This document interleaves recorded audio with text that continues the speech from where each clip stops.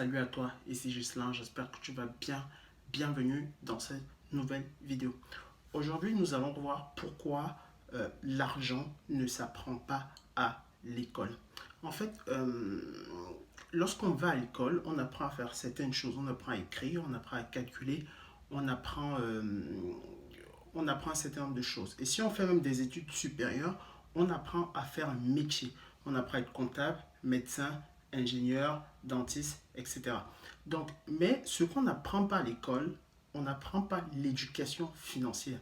À l'école, en fait, on ne nous apprend pas à investir. On ne nous apprend pas à investir dans l'immobilier, on ne nous apprend pas à investir dans la bourse, on ne nous apprend pas à optimiser nos revenus. Donc, c'est vraiment ça c'est vraiment là où je fais cette différence-là. C'est-à-dire qu'à l'école, on va apprendre un certain nombre de choses, on va apprendre un métier pour être salarié, mais jamais on nous apprend à l'école l'éducation financière, comment investir.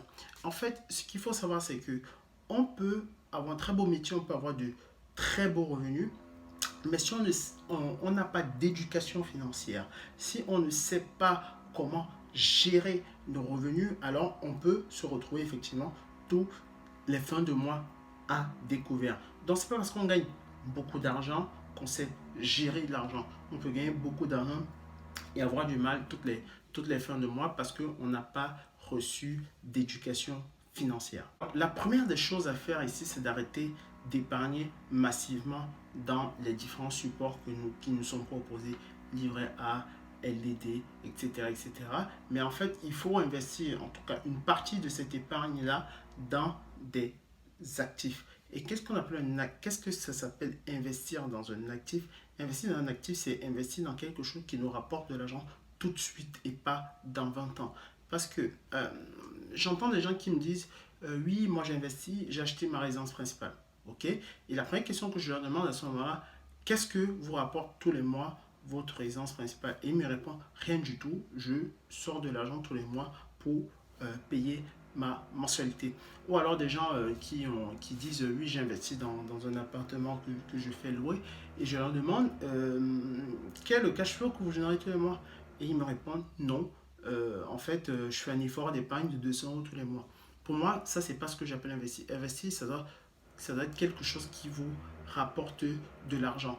Donc, vraiment, je vous conseille je ne dis pas qu'il ne faut pas avoir de l'épargne disponible ou d'épargner ou de ne pas épargner sur d'autres supports, mais je dis il ne faut pas faire que ça. Il faut vraiment prendre une partie de votre épargne pour pouvoir l'investir comment, dans des actifs. Il faut vraiment pouvoir investir une partie de votre épargne dans des actifs qui vont rapporter de l'argent tout de suite. En investissant justement dans un actif, ça va vous permettre effectivement de démultiplier votre patrimoine. La deuxième des choses à faire, c'est d'arrêter avec cette mentalité de je fais un investissement, je veux gagner de l'argent à l'instant. C'est pas totalement vrai parce que lorsque par exemple on achète un appartement pour parler de l'immobilier, bah, les loyers ne tombent pas tout de suite parce qu'il y a quand même toute la phase recherche du bien, signature de la promesse de vente, financement, etc. etc. Signature de l'authentique travaux. Donc on a quand même une période qui peut s'étaler sur 6 mois où en fait on sort de l'argent mais on gagne rien. Donc il ne faut pas s'attendre forcément quand on est investisseur ou entrepreneur à gagner de l'argent à l'instant où on sort de l'argent. Non, il peut s'étaler une période. Dans le cas de l'immobilier, c'est une période qui peut s'étaler sur 6 mois. Mais après les 6 mois, qu'est-ce qu'on a? On a un actif qui nous génère de l'argent à vie. On a des loyers qui tombent tous les mois, toute notre vie. C'est-à-dire que tant qu'on garde ce bien, on a des loyers qui tombent tous les mois. Donc, au final, qu'est-ce qui va se passer? On sera resté 6 mois sans rien encaisser et à sortir de l'argent. Et derrière, qu'est-ce qu'on fait? Bon, on gagne de l'argent tous les mois à vie tant qu'on garde ce bien, tant qu'on ne s'en sépare pas. L'autre chose à faire, c'est de copier le voisin. Si vous voulez des résultats, si vraiment vous voulez des résultats, il faut aller voir des gens qui ont des résultats. Si vous voulez être sportif, allez voir un sportif de haut niveau. Si vous voulez être investisseur immobilier, allez voir un investisseur immobilier qui a réussi. Il faut vraiment se rapprocher des gens qui ont des résultats. Pas ceux qui disent on a ça, on a fait ci, on a fait ça, mais on se lance, enfin, mais qui n'ont jamais de résultats. Si vous voulez réussir dans ce que vous faites, il faut aller voir des gens qui font des résultats. Je vais être musicien, je vais voir un grand musicien qui a des résultats. Je vais être sportif, je vais voir un sportif qui a des résultats. Je vais être investisseur, je vais voir un investisseur qui a des résultats. Je vais être entrepreneur, je vais voir un entrepreneur qui a des résultats. Donc, il faut vraiment, si vous voulez réussir, aller voir des gens qui ont des résultats. La dernière chose à faire, et c'est quelque chose que moi j'applique dans mes investissements immobiliers, c'est de travailler en équipe.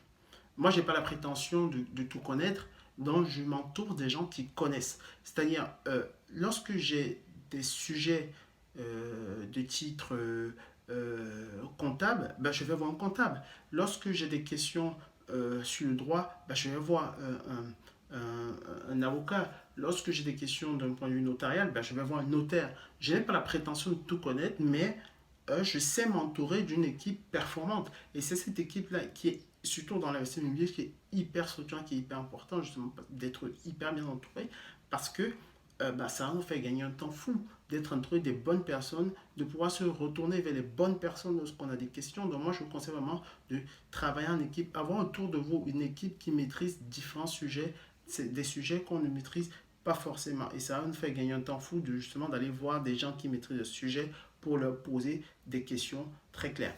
Donc, voilà ce que j'avais à vous dire aujourd'hui sur l'éducation financière. Mais avant de vous laisser, je vous invite vraiment à liker cette vidéo pour me donner de la force, la partager à toutes les personnes qui aujourd'hui sont intéressées par l'investissement immobilier. Et surtout, j'ai mis une formation en ligne gratuite dont je mettrai le lien dans la description de cette vidéo.